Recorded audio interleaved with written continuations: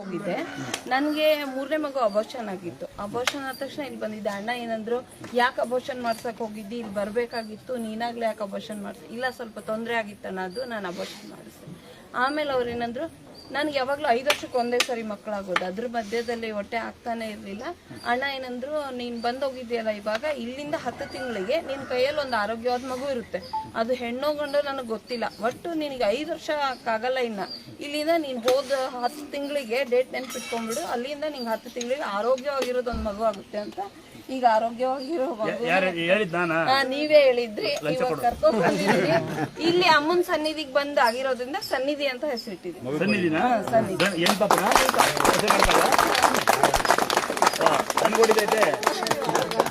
ನೋಡಿ ಅಂದಾದ್ರೆ ನಾನೇನ್ ದೇವ್ರಲ್ಲ, ನೆನ್ಪಿಕೊಂಡು ನಾನೇನ್ ದೇವ್ರಲ್ಲ, ನಮ್ಮ ಬಾಯಲ್ಲಿ ಒಂದ್ಸರಿ ಬಂದ್ಬಿಡುತ್ತೆ.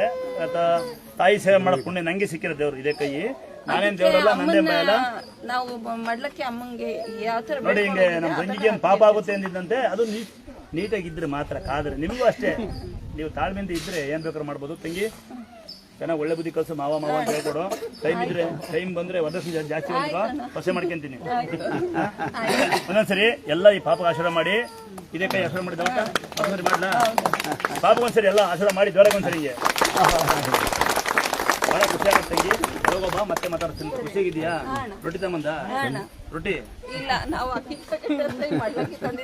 ಕೆಲಸ ಮುಗಿತಲ್ಲ, ರೊಟ್ಟಿ ಮತ್ತೆ ಮತ್ತೆ ಬರ್ತೀವಿ. ಮತ್ತೆ ಬರ್ಬೇಡ, ವರ್ಷ ಕೇಳಕ್ಕೆ ಯಜಮಾನ್ರಾರು ಬಾಬಾ ಕರ್ಕೊಂಡು ಹೋಗ್ರಪ್ಪ. ಹೋಗಿ ಒಳಗೆ ಹೋಗಿ ಅರ್ಬಿಳಿ. ಒಂದ್ಸರಿ ಈ ತರ ಯಾರಿ ಮಕ್ಕಳಿಲ್ಲ ದಯವಿಟ್ಟು ಬೇಡ್ಕೊಳ್ಳಿ. ನಾನೊಂದ್ಸರಿ ಅಂದಾತ್ರ ಇದೇ ಕೈ 1000 ಜನ 1,000 ಜನ ಹುಷಾರಾದಂತಕ್ಕಂಥವ್ರು. ಈ ಕೈ ನಾನೇನು ಮಾಟ ಮಾಡ್ಸಲ್ಲ, ಮಂತ್ರ ಮಾಡ್ಸಲ್ಲ, ಮಾಡೋ ಕೆಲಸ ನನಗೆ ಒಂದೇ ಇರೋದು, ಯಾರ ಬಗ್ಗೆನೂ ಯಾರಿಗೂ ಮೋಸ ಮಾಡಬಾರ್ದು, ಯಾರ ಬಗ್ಗೆ ಕೆಟ್ಟ ಮಾತಾಡಬಾರ್ದು ಅಂತ ನನ್ನ ತಲೆಗಿದೆ. ಆಮೇಲೆ ಕಿತ್ಕೊಂಡು ತಿನ್ನಬಾರ್ದು ಅಂತ. ಸಾಯ್ತಾರೆ ಒಳ್ಳೆ ಸಾಯನ ಅಂತ ಇದೀನಿ ನಾನು. ಅದಕ್ಕೋಸ್ಕರ ಇರ್ಬೋದೇನೋ ಶಕ್ತಿ ನನಗೆ ತಾಯಿ ನಮ್ಮವ್ರಿಗೆ ಸಿಕ್ಕಿದ್ದೆ ಕೈ, ಅದೇ ಬಾವಿ ಎತ್ತಿಕ್ಕಿದೆ. ಅವಳು ಶ್ರದ್ಧೆಯಿಂದ ಪೂಜೆ ಮಾಡೋದಕ್ಕೆ ಮತ್ತೆ ಅಪ್ಪ ಅಮ್ಮನ ಆಶೀರ್ವಾದ ತಲೆ ಮೇಲೆ ಇರುತ್ತೆ. ನಂಗೆ ಇದೀನಪ್ಪ ಅಂತ ಅಂದ್ಕೊಂತೀನಿ. ಹೆದರಿಕೆ ಬೇಡಿ, ಯಾರಿಗೂ ಊರಲ್ಲಿ ಅಷ್ಟೊಂದು ಶಕ್ತಿ ಇದೆ ಅವರಿಗೆ, ಮಾಟ ಮಾಡಿಸ್ತಾರ, ಮಂತ್ರ ಮಾಡಿಸ್ತಾ ಇದ್ರು ಏನಿಲ್ಲ. ಏನ್ ಕೇಳ್ತೀರ ಮುತ್ತು ಕೇಳ್ತಾಳ ಕೊಟ್ಟು ಹೇಳ್ತ ಆಯ್ತಾ. ಈ ತರ ಯಾವ್ದೇ ಊರಲ್ಲಿ ಅಣ್ಣನ ಕೈ ಶಕ್ತಿ ಇದೆ, ಮಾಟ ಮಾಡಿಸ್ತಾರ, ಮಂತ್ರ ಮಾಡಿಸ್ತಾರೆ, ಏನು ಅನ್ಸಲ್ಲ. ಶುದ್ಧವಾಗಿ ಮನ್ಸಿಕೊಂಡಿದೀವಿ, ಯಾರ ಬಗ್ಗೆ ನಾವು ಪಟಕಿತ್ ಬಿಡಲ್ಲ, ಯಾರ ಬಗ್ಗೆ ನಾವು ಮಾತಾಡಲ್ಲ. ಅದಕ್ಕೆ ಶಕ್ತಿ ಇರ್ಬೋದೇನೋ ಇದೇ ಕೈ. ಹಂಗಂತೇಳಿ ನಾನೇನು ಪವಾಡ ಪೋಷಣೆ ಅಲ್ಲ, ಏನೂ ಅಲ್ಲ, ನನಗೂ ಸಾವಿದೆ. ನೀವು ದೇವ್ರನ್ನ ನಂಬಿ ನನ್ನ ನಂಬಡಿ. ಕರೆಕ್ಟಾಗಲ್ವ? ದೇವ್ರನ್ನ ನಂಬಿ. ಯಾರು ನಮ್ಮ ಕೈಯ ಶಕ್ತಿ ಇದೆ, ನಾವೇನೋ ಮಂತ್ರ ಮಾಡ್ತೀವಿ ಅಂತ ಕೆಟ್ಟ ಶಕ್ತಿ ಪ್ರಯತ್ನ ಪಡಕ್ಕೆ ಹೋಗ್ತೀರಿ. ಸಣ್ಣ ತಂಗಿ ಬಗ್ಗೆ ಹೇಳ್ತೀನಿ, ಸಣ್ಣ ಊರ ಒಂದು ಸಣ್ಣ ದೇವ್ರು ಮಾಡ್ಕೊಂಬಿಟ್ಟು ನಂಗೆ ದೇವ್ರು ಬರುತ್ತೆ, ನಿಮ್ಗೆ ಏನೋ ಆಗಿದೆ, ನಮ್ಗೆ ಏನೋ ಆಗಿದೆ ಅಂತ ಯಾರ ಥರ ಅಮ್ಮ ತಾಯಿ ಕಲಿತಾರೆ ಹೋಗಮ್ಮ 2 ನಿಮಿಷ ನೋಡಿ. ಯಾರಾದರೂ ಒಂದು ಸಣ್ಣ ದೇವ್ರು ಮಾಡ್ಕೊಂತಿರೋ, ನೀವು ಬೊಬ್ಬೆ ಮಾಡ್ಕೊಂತಿರೋ, ಶಾಸ್ತ್ರ ಮಾಡ್ಕೊಂತಿರೋ, ನಿಮ್ಮ ವೈಯಕ್ತಿಕ ವಿಚಾರ. ಆದರೆ ಅದನ್ನ ಮಾಡ್ಕೊಂಡಿವಿ ಅಂತೇಳಿ ಬೇರೆ ಯಾರನ್ನ ಎದುರಿಸಬಾರ್ದು. ಇದೊಂದು ನಿಮಗೆ ವಿನಂತಿ. ಅಂದಾತ್ರ ಯಾರು ಮಾಡಿದ್ದೀರಾ? ಯಾಕೆಂದರೆ ನಾನು ಸಾಕಷ್ಟು ಊರಿಗೆ ಉತ್ಕೊಂಡ್ಕೊಂಡಿದ್ದೀನಿ. ಭಕ್ತರೇ ಬಂದು ಕೊಡ್ತಾರೆ, ಏನು ಬೇಕಾದ್ರೂ ಕೊಡ್ತಾರೆ. ಊಟ ಕೊಡ್ತಾರೆ, ತಿಂಡಿ ಕೊಡ್ತಾರೆ. ನೋಡು ಅಣ್ಣ ಅಂತ ಇವಳು ಏನು ಕೊಡ್ತಾವ ಪರವಾಗಿಲ್ಲ, ಅಣ್ಣ ಅಂದು ಇದೊಂದು ಪಾಪ ಇದು ಎಷ್ಟು ಖುಷಿ ಇದೆ. ಬೇಕು ಹೇಳ್ತಾಳೆ ಈ ತಂಗಿ ಗೊತ್ತು ನನ್ನ ಪವರ್ ಏನು, ನಾವೇನು ಮಾಡ್ತೀವಿ ಅಂತ. ಅನ್ಯಾಯ ಮಾಡಿ ನೀವು ದುಡ್ಡಿಸ್ಕೊಂಡೇಕೊಂಡ? ಯಾವ ದುಡ್ಡಿಲ್ಲ, ಏನಿಲ್ಲ. ನೀವೇನು ನಂಬಿಕೆ ಇಟ್ಟು ಬರ್ತಿರಲ್ಲ, ಅದೊಂದೇ ಜೊತೆಗೆ. ಆಮೇಲೆ ಈ ಅಣ್ಣನೇ ಮಂತ್ರ ಮಾಡಿ ಅದನ್ನ ಕೊಡ್ತಾರೆ, ತಾಯ್ತ ಕೊಡ್ತಾರೆ, ಏನು ಇಲ್ಲ, ಎಲ್ಲ ದೇವಿನೇ. ಆ ಅಣ್ಣನ ಬಾಯಲ್ಲಿ ಹೇಳಿಸ್ತಾಳೆ ದೇವಿ ಅಷ್ಟೇ, ಹಿಂಗ ಆಗುತ್ತೆ ಅಂತ ಹೇಳ್ಬೋದು ಅಷ್ಟೇ. ಅಣ್ಣ ಇರುತ್ತೆ, ಬೈಯೋದು ಹೇಳು ಎಲ್ಲ ಬೈಯೋದಂತೂ ಬೈತಾನೆ ಇರುತ್ತೆ ಬಿಡ್ರಿ. ಅದ್ ಬೈದ್ರನೆ ಆಶೀರ್ವಾದ ಮಾಡ್ದಂಗೆ. ಬೈಯೋದು ಅಂದ್ರೆ ನಮ್ಮಪ್ಪ ಕಂಡೀಷನ್ 9 ಗಂಟೆ ಬರೋ ಹೊಡಿತಿದ್ದ. ನಾವು ಅದಕ್ಕೆ ಏನು ಬುದ್ಧಿ ಕಲ್ತಿಲ್ಲ. ನಮ್ಮಮ್ಮ ಬರೀ ಹಾಕೊಂಡು ಒಳ್ಳೆ ಬುದ್ಧಿ ಕಲ್ತೀವಿ. ನೀವು ಫ್ರೀಯಾಗಿ 14 ಬೈಕ್ ಕೊಡ್ತೀರಿ, ವೀಲಿಂಗ್ ಚೇಂಜಿಂಗ್ ಮಾಡಿ ಕಂಡ ಮನೆ ಯಾರು ಮಾಡಿ ಟ್ಯಾಟಿ ಹೊಡ್ಕೊಂಡು ಬಿದ್ದು ಸತ್ತೋಗ್ತಾರೆ. ಇಲ್ಲ 12 ವರ್ಷಕ್ಕೆ ಹೊಡೋಗ್ತಾರೆ ಹೆಣ್ಮಕ್ಳು. ನಮ್ಮ ತಪ್ಪಲ್ಲ ಅದು. ಈಗ ನೋಡಿ, ಸುಮ್ಮನೆ ಕೂತಿದ್ಕೆ ಬರೀ ಸೊಸೆ ಮಾಡ್ಕೊಂತೀವಿ ಅಂತ.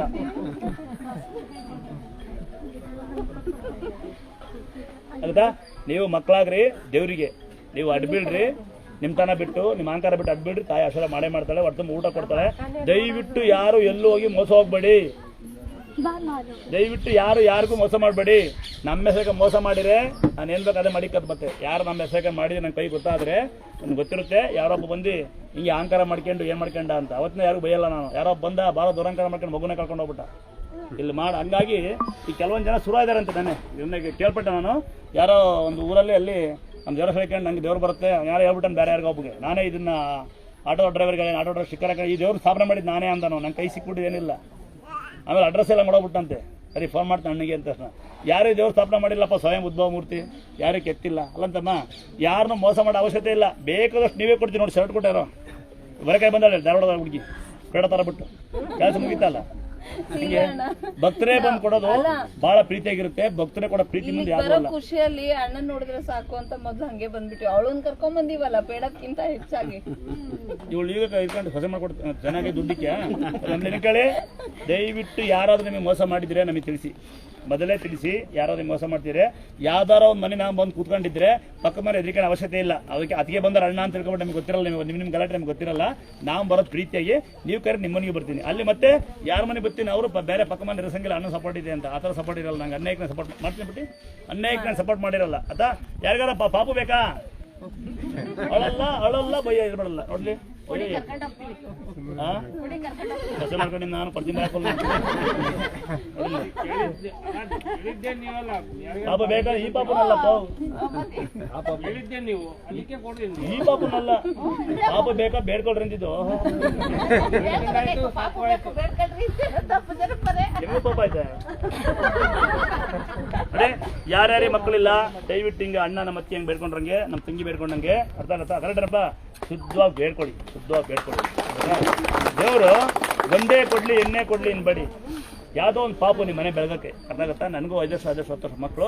ಆಮೇಲೆ ಮನೆ ಅರ್ಧ ಕಟ್ಟಿ ಮನೆ ಕಟ್ಟಿ ಸಣ್ಣ ಮನೆ ಕಟ್ಕೊಳ್ಳಿ. ಸಾಲ ಮಾಡಲದ ಮನೆ ಸಣ್ಣದು ಕಟ್ಕೊಳ್ಳಿ.